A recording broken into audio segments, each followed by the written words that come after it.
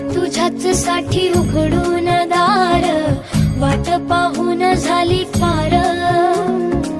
चिंता हरून देवा थकला असणार, दे माझ्या खांद्यावर भार. थोडा इथं टेकून जा, घास खाऊन माझ्या हातातला.